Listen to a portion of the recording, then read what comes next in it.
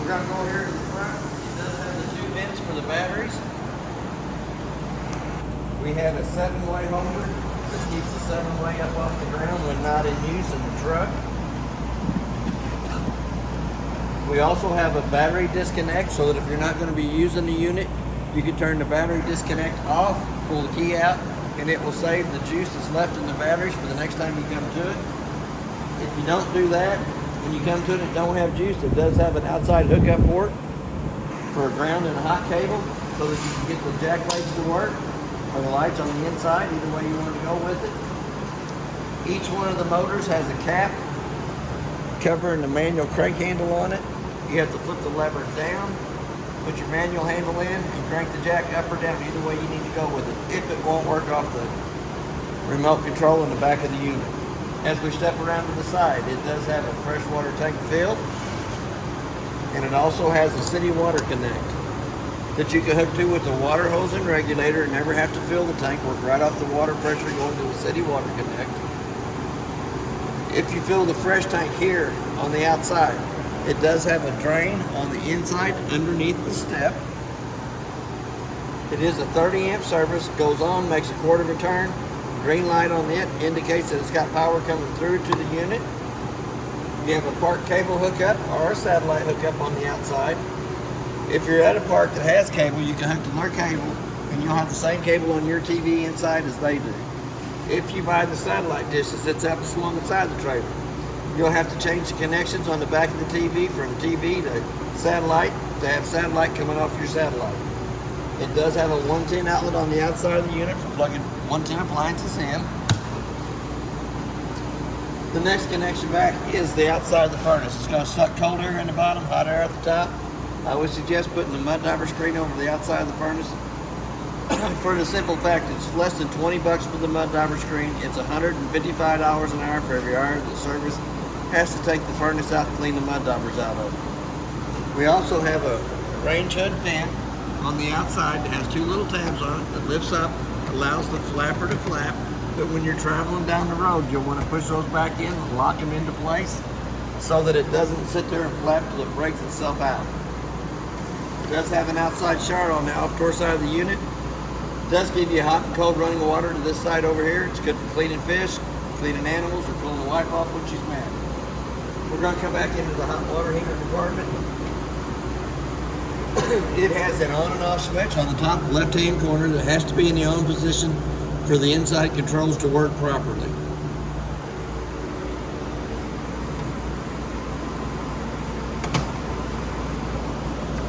We're going to go into the bottom compartment. That is where your two valves are. The gray valve up against the wall is the bathroom sink, shower, and your kitchen sink water. The 3-inch valve right behind it is the toilet valve only. As we step around to the back side of the unit, it is prepped for a backup camera. It doesn't have it on it, but it is prepped for it. It does have a porch light. I'll have to show you more about the porch light when we get to the inside. We're going to step around to the door side of it. It does have an outside refrigerator vent.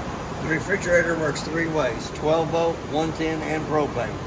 It does not cool down on the 12 volt. The 12 volt is used for any time it loses 110 power. The 12 volt kicks in, automatically turns it over to gas and lights it on gas as long as one of your propane cylinders is on. Propane cylinders are right down below that. This is the one we worked off of when we serviced the trailer. The regulator's up in the back showing you it does have a green light on the inside of it. As soon as this tank would happen to come up empty, it's going to turn red inside that eye where it's green, indicating that the bottle it's pointed to is empty. If you already have the other cylinder open, it'll automatically pick up from that so you don't lose your gas service in the middle of the night. It's still going to show you red that the tank that it's pointed to is empty and it's having to pick up from the other. Then all you have to do is reach back in there, flip the lever at the top over to the other tank, take this one off, take it down and have it refilled. Bottom compartment is just where the bed of your truck's going to be. You could put a little storage in there if you wanted. It does have the 2 outside speakers. Anytime the awning lights are on, they do have blue lights in the speakers.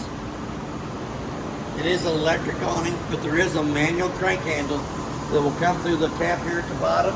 For any reason it won't work off the switch on the inside, there is a manual way to crank that awning in and out.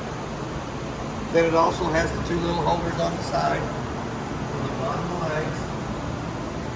Once the awning's all the way out, you have to back it up just a little bit to stretch the canvas. Once the canvas is stretched, it's got 2 arms in the bottom of the awning bag that come out and hook to these 2 connections on the outside of the unit.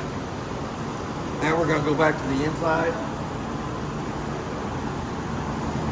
2 sets of keys to the unit. The purple key does the lock and deadbolt on the door. The gray lock key does all the outside slam locks, and then the black key is your outside shower. Hate to step up in it with wet feet. We're going to have to go to the inside. It does have a working fire extinguisher on the right hand side as we come in. We're going to go up to the refrigerator. It has an on and off button at the top. When you turn it on, it goes to the auto side automatically. That is the 110 side of it. For any reason you wanted to run the refrigerator on gas, all you have to do is push the gas button out. The auto light goes off. The refrigerator will go through 3 lighting processes to light on gas. For any reason it does not light on gas, the check light right here beside it's going to come on. We also have a vent in the ceiling that you can pull down on the black T handle, opens up. Little black knob turns the fan on. We're going to turn the fan off. We're going to pull down on that. We're going to come right past that refrigerator just a little bit. We're going to come up to the monitor panel. We'll go ahead and turn them lights on. To check the battery, all you do is have to push the battery button, have your 110 line unplugged, and it'll give you an accurate reading of what voltage is in the battery. Freshwater tank showing that it's still full. I'm going to show you that here in a minute too. We're going to come down to the black tank, which is your toilet water. It shows that it's empty. Gray tank's the same way, it's empty. As they fill up, they'll show 1/3, 2/3 full. The red button to the right hand side of the monitor panel is the switch that turns the water pump on between the faucets and the fresh tank. Empty blank spot there. This is your living room lights. It turns the lights above us on. Porch light is the little white light outside the door. Then you have awning lights, which turns the awning lights underneath the awning on, and the 2 blue lights in the speaker. Does not have the second awning on there, so that's not used. So we're going to lift up the curtain. We're going to take this one here, which is the awning, and extend it out.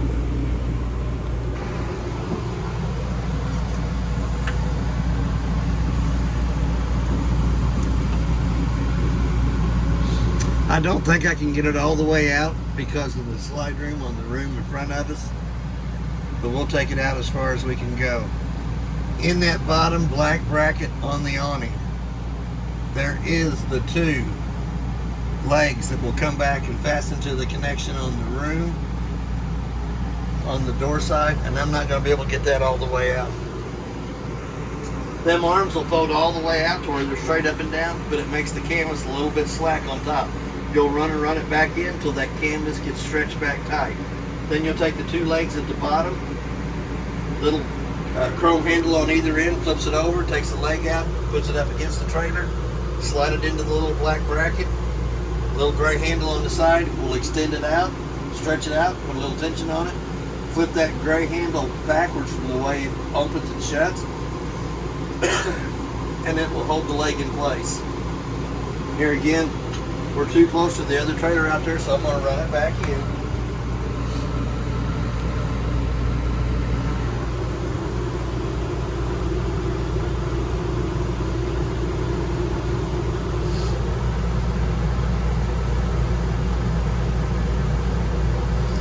My theory on the awning is if you're not underneath it using it, put it up. It just takes a minute to push the button to take it in or out.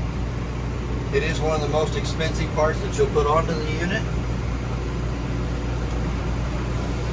Here again, we got the jealousy windows that crank out. They only open about 2, maybe 2.5 inches. That's all the way out for that. The light above the countertop here has to be turned on by hand. It has a little push button in the center of it.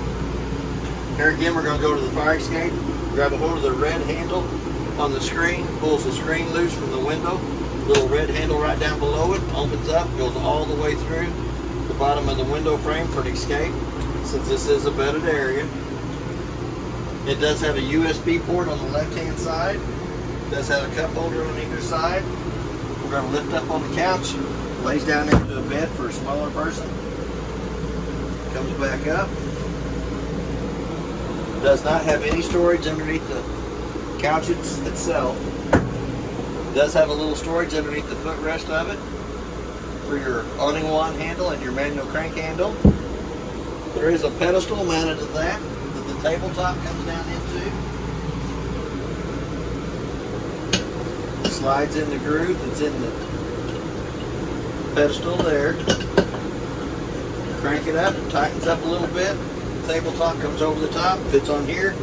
Makes a two-seating table for people to eat on. This is the manual crank handle for the 4 stabilizer jacks on all 4 corners. This is the manual crank handle for the awning. In case the awning won't work off the switch, there is a manual way that you can crank that awning in and out. And then the tabletop's right down below that. I'm going to step up here so I can turn the 2 lights in the bedroom area on. There is a 110 outlet on either side of the front window and a USB port on either side of the window.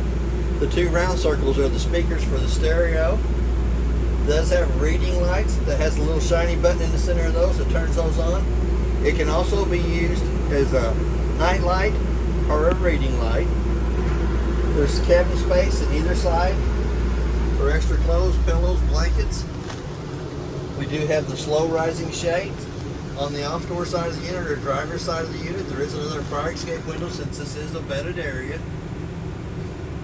Works just like the one here behind the couch does. Little red handle on the screen pulls the screen loose from the window frame. Red handle goes up, goes all the way through the bottom of the window frame for access to the outside there. We're going to come up to the fan. We're going to pull it down. We're going to crank it up. Now we pull down on the black knurled knob, which unlocks the lid so that it will go up. We're going to crank it up. We have 3 speeds for the fan. Actually 4 speeds for the fan. That's wide open. We're going to shut it back down to where it's on the slow speed. Let you see it first. We're going to hit it for the second one, which cranks the fan up a little bit more. We're going to push the button one more time. Brings it up to a medium speed.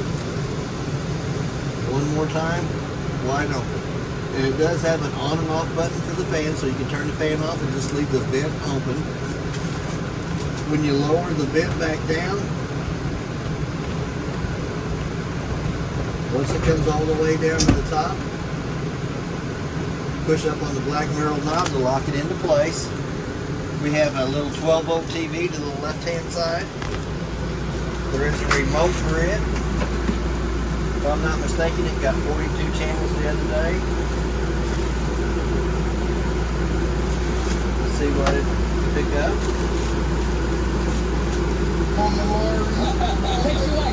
That's channel 5, which is about 80 miles away from here. Working off the booster in behind it and the antenna up on top. So let's come down. Let's see if we can get channel 4. That's channel 4, which is exactly 80 miles from here. Working off the antenna on top and the power booster. We're going to come down to channel 2. Channel 2 is about 80 to 90 miles away from here too. That's not too bad a picture, working off the antenna up on top and the power booster in behind it. The little remote does the stereo, turns it on and off. It has A and B on the speakers. A is your auditorium, which is inside of here. B is going to be your 2 outside speakers. I'm going to turn it right back off. We're going to go to the light above the sink. It has to be turned on by hand. Little push button in the center of that. There is the thermostat for the furnace on the off-door side wall. It is in the off position. All you have to do to it is pull it back towards us, automatically the blower on the furnace is going to come on. It's going to run for about a minute.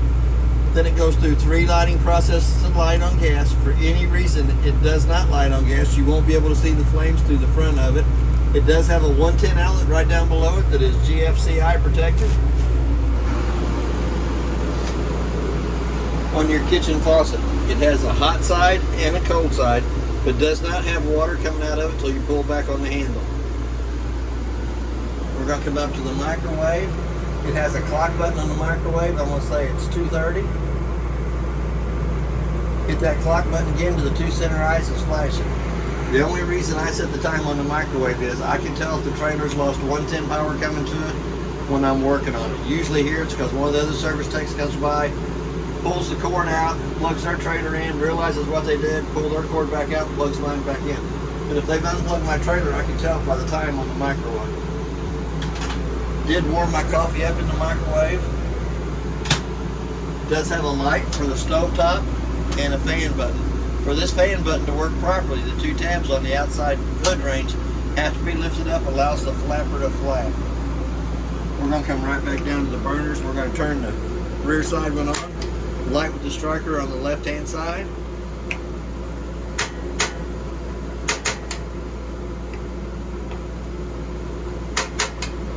All 3 burners on top will light on the striker on the right or left hand side of the unit. We're going to turn them all back off. When you go to light the oven, you have to hold the button down using a long lighter or match. I'll use my little lighter, but it'll light the pilot on the right hand side. Let that pilot run for just about a minute, which warms the thermocoupler up right above it. Once the thermocoupler comes up to temperature for it, then you ought to be able to, didn't light. Let's go ahead and do that again. You do have to let that thermocoupler warm up right above that pilot flame. It takes it about a minute to warm that thermocoupler up. You can usually look at it when it starts glowing red. It's usually warm. Nope, still didn't do it.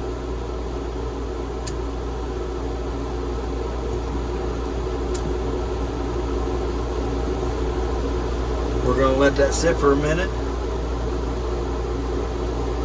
It has to warm the thermocoupler right above it up before it will actually light the oven.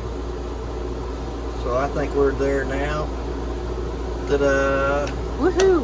But it is a hand light only. It's not working off the striker on the left hand side. While I'm down here on the floor, I'm going to go ahead and show you. The on-demand hot water heater has a red button that turns it on. It shows you the water temperature set at 22 degrees or 122.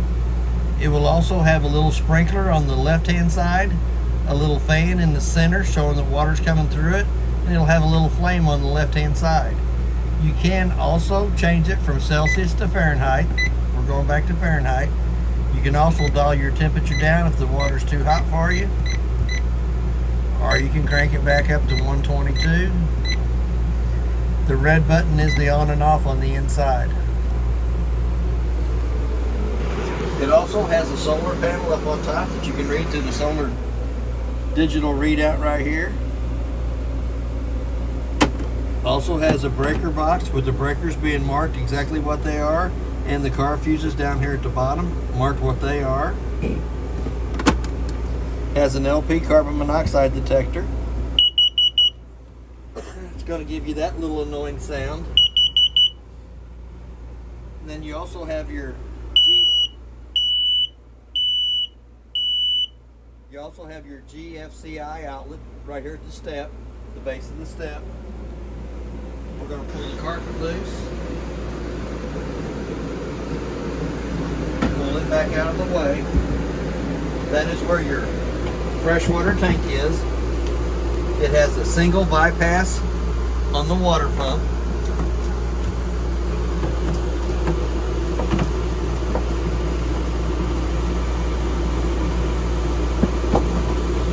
It does have a winterizing hose that comes out and sticks in your antifreeze jug. You'll turn the white valve in line with this hose for it to suck the antifreeze through. And it also has a white or black T-valve down here at the bottom for draining that freshwater tank. I'm gonna go ahead and drain the tank while we're in there. But your pump sits off to the left-hand side. It does have a strainer on it.